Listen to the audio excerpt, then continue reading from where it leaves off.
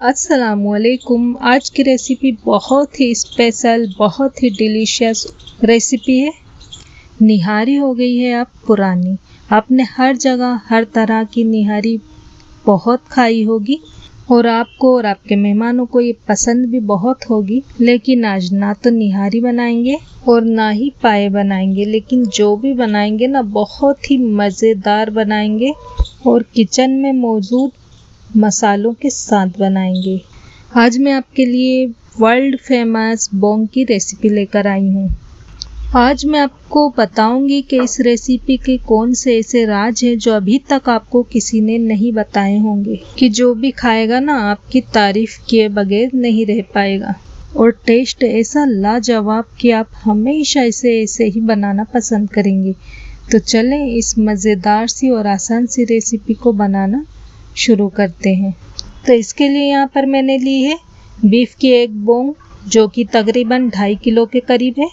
तो इसमें से गोश्त को मैंने अलग कर दिया है, मतलब हड्डी को और गोश्त को अलग अलग करके रख लिया है। बोंग को साफ धोकर इसका पानी अच्छी तरह से निथार लें।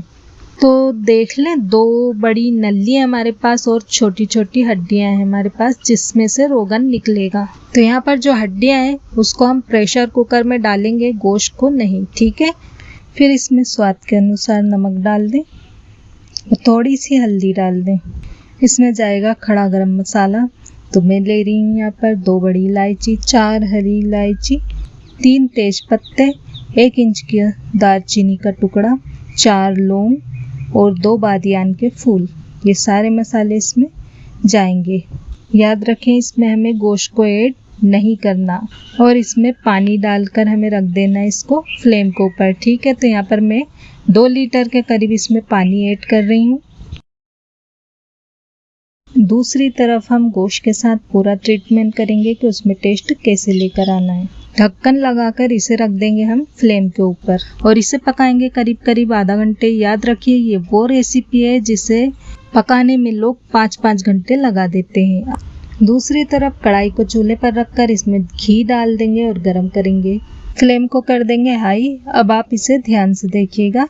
यहाँ पर मैंने 6 दरमियानी प्याज को लेकर बारीक बारीक स्लाइस में कट कर लिया है। प्याज को हमें ब्राउन फ्राई करना है, तो चम्मच से इसकी हर कली को अलग अलग सेपरेट कर लेना है। बहुत ज़रूरी है इस रेसिपी के लिए, वरना प्याज हर जगह पर तैरते हुए नज़र आएंगे, ठीक है। फ्लेम हाई पर था जब मैंने इसमें प्याज ऐड की थी। तो याद रखिएगा ये छोटे छोटे टिप्स जो होते हैं ना रेसिपी में बहुत ज़रूरी होते हैं। तो जब ये गोल्डन सा कलर आ जाएगा, ब्राउन नहीं हुए हैं अभी, तब इसमें गोश्त वाला हिस्सा डालकर इसे अच्छे से फ्राई करना है हमें। हड्डी वाला हिस्सा हम प्रेशर कुकर में डाल चुके थे।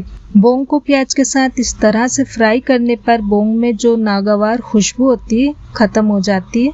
तो बोंग को तकरीबन 5 मिनट तक प्याज के साथ फ्राई कर लेना है। तो यहाँ पर हो गए हैं 5 मिनट। बोंग का कलर चेंज हो गया है। अब इसमें पाउडर मसाला ऐड करेंगे। लाल मिर्च का पाउडर 1 और आधा चम्मच। आप लाल मिर्च अपने टेस्ट के हिसाब से कम कर सकते हैं। मिर्च मसाले बोंग में चटपटे ही अच्छे लगते हैं। मिर्च के बराबर ही इसमें धनिया पाउडर जाएगा। थोड़ी सी हल्दी ऐड करेंगे और नमक स्वाद के अनुसार ऐड करेंगे। आधा छोटा चम्मच कश्मीरी लाल मिर्च का पाउडर कलर के लिए, इससे सालन में बहुत अच्छा कलर आ जाता है। और अदरक का पाउडर 1 चम्मच। अदरक के पाउडर की जगह पर आप अदरक का पेस्ट शामिल कर सकते हैं। लहसुन का पेस्ट 1 टेबल स्पून भरकर इसमें डाल दीजिएगा। साथ में 1 छोटा चम्मच भुना जीरा पाउडर ऐड करेंगे। मसाले को जलने से बचाने के लिए इसमें जाएगा 1 टेबल स्पून पानी।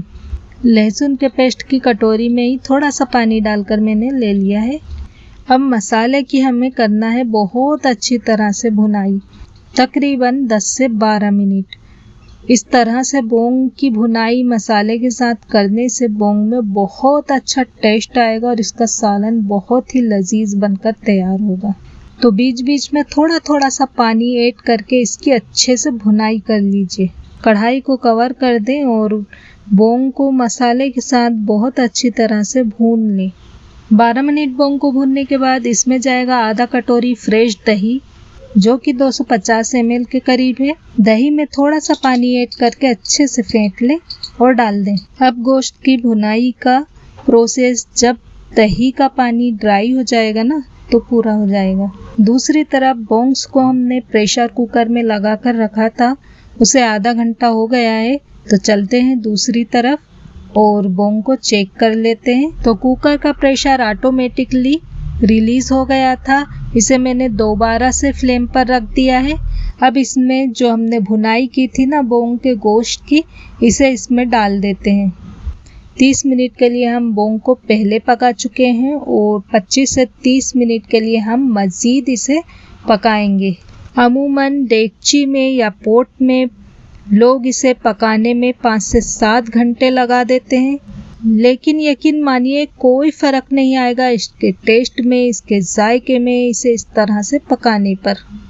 चलिए जी, अब इसमें हम डाल देते हैं मज़ीद थोड़ा सा पानी, क्योंकि हम इसे 25 से 30 मिनट के लिए मज़ीद पकाने वाले हैं।